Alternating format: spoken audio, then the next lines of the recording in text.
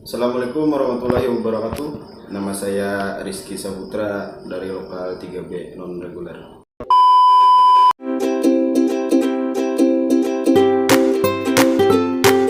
Komputer yang saya tahu sekarang sudah mulai menggunakan standar VISI.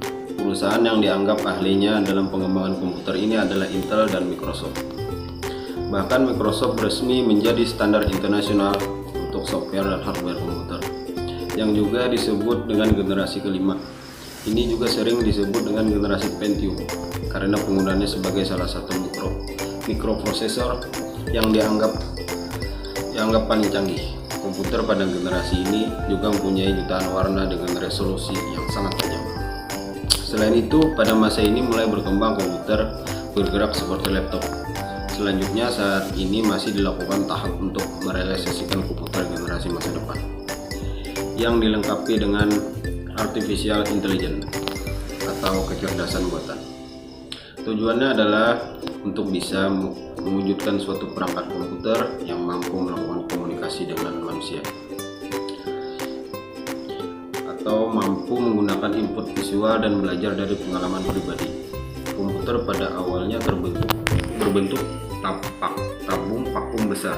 Kini sudah berubah menjadi perangkat kecil yang bahkan bisa dibawa kemana-mana. Tidak bisa dipungkiri, memang teknologi akan membuat Anda terus berinovasi. Saat ini kalian pasti tidak asing lagi dengan kata komputer. Sudah banyak jenis-jenis komputer di dunia. Penggunaannya pun sudah menjadi hal yang sangat wajar.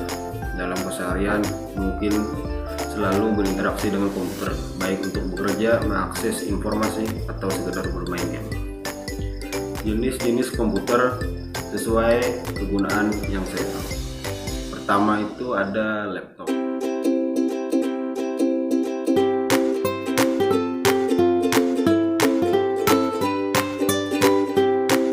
Itu sudah tidak asing lagi dengan laptop.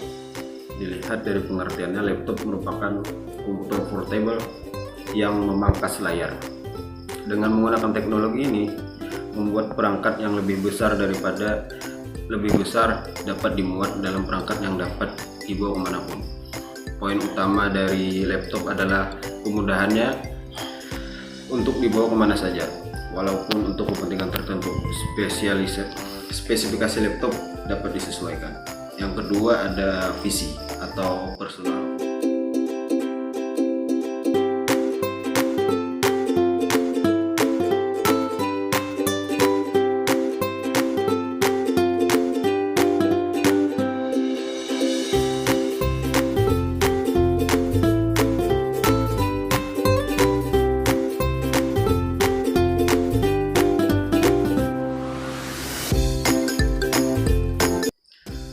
Komputer pribadi atau bisa dikenal dengan personal komputer atau PC merupakan komputer yang hanya bisa digunakan oleh satu orang saja.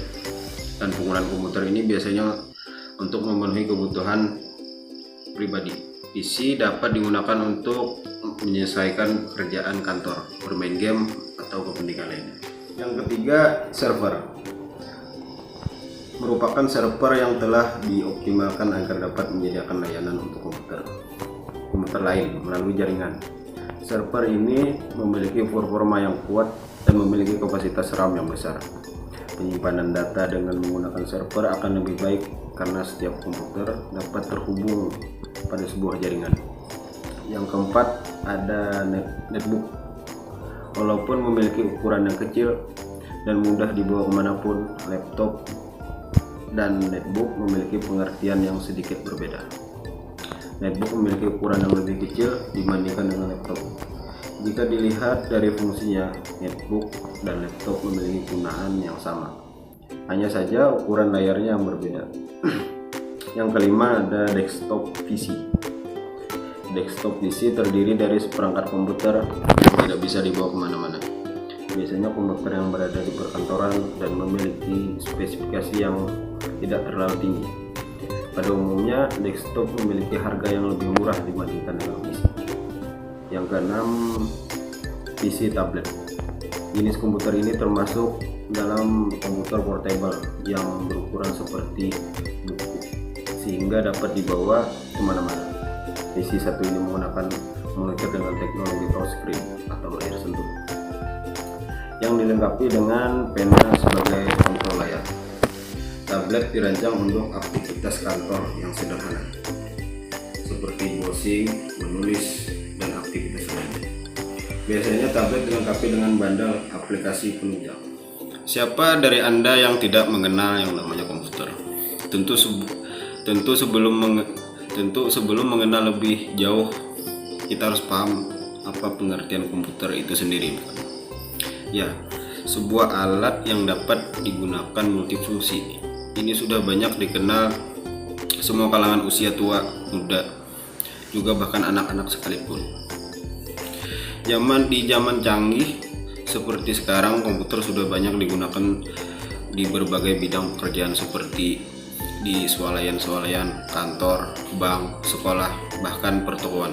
Sekalipun sudah menjadi tren masa kini, setiap rumah bahkan mempunyai komputer dengan berbagai jenis seperti komputer desktop, laptop, maupun netbook. Meskipun ada yang sekedar mempergunakan komputer untuk sarana hiburan seperti bermain game, mendengarkan musik, menonton video, dan masih banyak lagi. Namun dengan pemahaman tentang benda satu ini yang multifungsi, setiap individu berpikir mempunyai komputer adalah salah satu langkah panjang untuk kemajuan masa yang akan datang. Maka dari itu, mari kita simak pengertian apa saja yang akan saya rangkum dari berbagai referensi dari sumber yang saya dapat. Fungsi komputer. Sedangkan untuk fungsi komputer itu sendiri, saya mengambil contoh secara umum dan juga dirasakan saya pribadi, yaitu sarana komunikasi, sarana untuk mempermudah pekerjaan sebagai alat hiburan, sarana usaha sebagai sarana pendidikan, sarana pengendalian controlling, sarana informasi, dan masih banyak lagi fungsi-fungsi yang tidak tersebutkan.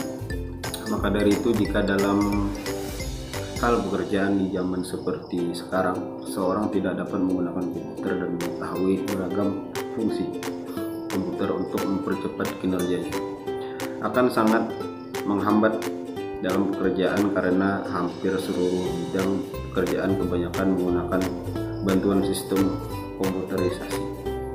Cara memilih komputer desktop. Jika Anda sedang mencari atau ingin membeli sebuah perangkat komputer atau desktop, hal terbaik yang harus Anda lakukan ialah menentukan terlebih dahulu tujuan dan kebutuhan apa saja dengan komputer yang akan Anda beli. Apakah komputer tersebut untuk bekerja sehari-hari, sekedar untuk bermain game, atau akan digunakan untuk membuka internet dan lain-lain. Dengan mengetahui dari awal, akan lebih mempermudah Anda menentukan komputer seperti apa yang